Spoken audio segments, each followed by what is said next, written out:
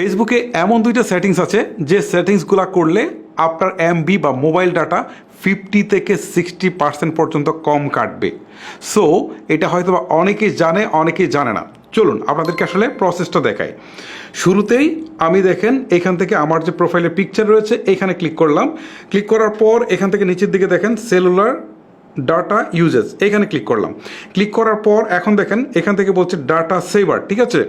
So এখান থেকে যদি আমি এই অপশনটাতে ঠিক চিহ্নটা তুলে দিই, ঠিক আছে, তাহলে এখান থেকে কিন্তু আমার ডাটা 40% কম কাটবে। আগে যেখানে 100% ডাটা কাটতো সেখানে আমার 40% কিন্তু এইখানেই সেভ হয়ে গেল, ঠিক আছে। এখনও কিন্তু চমকের বাকি রয়েছে। নিচের দিকে দেখেন অটো প্লে নামে একটা অপশন রয়েছে, এখানে বলছে on mobile data and wifi, ঠিক আছে। এটাকে যদি আমি নেভার অটো প্লে ভিডিও দিয়ে দেই তাহলে দেখেন কি দাঁড়াচ্ছে, আমার ডাটা কিভাবে 50 থেকে 60% চলে যায় সেটার আমি এক্সপ্লেন দেখাচ্ছি আপনাদেরকে। দেখেন আমি একটু ব্যাক করে চলে আসি। এই যে দেখেন ভিডিওটা যদি আমি এই অপশনটা বন্ধ না করতাম তাহলে কিন্তু ভিডিওটা চালু থাকতো, ঠিক আছে। সো এই ভিডিওগুলো যখন চালু থাকবে মানে অটোমেটিক ভিডিওগুলো যখন প্লে হতে শুরু করবে তখন কিন্তু আমাদের যে মোবাইলের এমবি থাকবে, ঠিক আছে। সো এই এমবি কিন্তু অনেক অনেক বেশি খরচ হবে। কেন হবে আমি আপনাদেরকে বলি। আমরা ভিডিও দেখি আর না দেখি, ফেসবুক কিন্তু সেই ভিডিওটা কিন্তু আমাদেরকে দেখানোর জন্য বেশ কয়েকটা ভিডিওটা মানে একটা 5 মিনিটের ভিডিও সে অন্তত 1 মিনিট পর্যন্ত কিন্তু আগে থেকে সেটাকে কি বলে ডাটা খেয়ে এটাকে হচ্ছে স্টোর করে ফেলে, যার কারণে আমরা কিন্তু ডাটা বন্ধ করে দিলেও কিন্তু ভিডিওগুলো দেখতে পারি।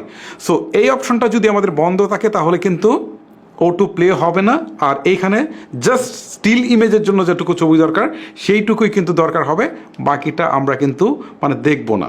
সো এইখানে আমাদের একটা হিউজ ডাটা সেভ হবে, ঠিক আছে। সো এই দুইটা অপশন যদি আপনি অন করে রাখতে পারেন তাহলে আপনার ফেসবুক চালালে আপনি 50 থেকে 60%-এর বেশি কিন্তু ডাটা সেভ করতে পারবেন। ইউটিউবে এমন দুইটা সেটিংস আছে যে সেটিংস দুইটা করলে আপনি ইউটিউবে সারাদিন ভিডিও দেখলেও 50% পর্যন্ত মোবাইল এমবি বা মোবাইল ডাটা আপনি সেভ করতে পারবেন। সো এই দুইটা সেটিংস কিন্তু ইউটিউব নিজের অ্যাপসেই দিয়ে দিয়েছে। আই মিন যারা ওয়াইফাই ছাড়া অর্থাৎ ডাটা ব্যবহার করে আসলে ইউটিউব চালান তাদের জন্য বেসিক্যালি এটা দেওয়া হয়েছে। সো আপনি চাইলে কিন্তু সেভ করতে পারেন। চলুন আপনাদেরকে প্রসেসটা দেখাই। শুরুতে আপনি আপনার ইউটিউবের অ্যাপসে চলে যাবেন। অ্যাপসে আসার পর এই পাশে যে হচ্ছে প্রোফাইলের পিকচার থাকবে ঠিক সেইখানে একটা ক্লিক করবেন।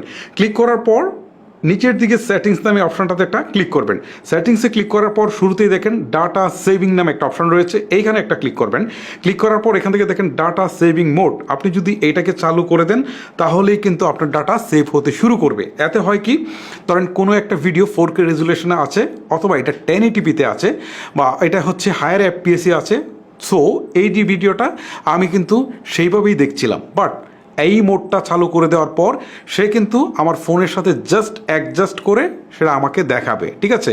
সো আমার তো 4K-র দরকার নেই, কারণ আমি ফোনে যখন দেখবো তখন আমার 4K-র দরকার কি, আমার যে রেজুলেশন আসবে সেটা এনাফ। সো এইটাকেই তারা মূলত অপটিমাইজ করে আমাদের এখানে শো করে। সো আমাদের ভিডিও কোয়ালিটিতে যে লস হয় বাট সেটা খুব একটা নোটিসেবল থাকে না। সো এইখানে কিন্তু অনেক বেশি ডাটা সেভ হয়। আরও একটা অপশন রয়েছে, আমি আবারও এখান থেকে সেটিংসে যাচ্ছি। সেটিংসে আসার পর দেখেন অটো প্লে। অটো প্লে অপশনটা যদি আপনি বন্ধ করে দেন এইখানে কিন্তু আপনি অনেক ডাটা সেভ করতে পারবেন, তবে আহামরি তেমন কিছু না। যেমন কোনো একটা ভিডিও শেষ হওয়ার পর আরেকটা ভিডিও অটো প্লে হতে থাকে, বাট আপনি যদি এটাকে বন্ধ করে দেন তাহলে কিন্তু এই অটো প্লেটা হবে না, যার ফলে কিন্তু আপনার এখান থেকে এমবি অনেক বেশি সেভ হবে। সো গাইজ এই হচ্ছে মূলত দুইটা প্রসেস। এই দুইটা প্রসেস যদি আপনারা ফলো করতে পারেন তাহলে আপনারা আসলে অনেক বেশি এমবি সেভ করতে পারবেন।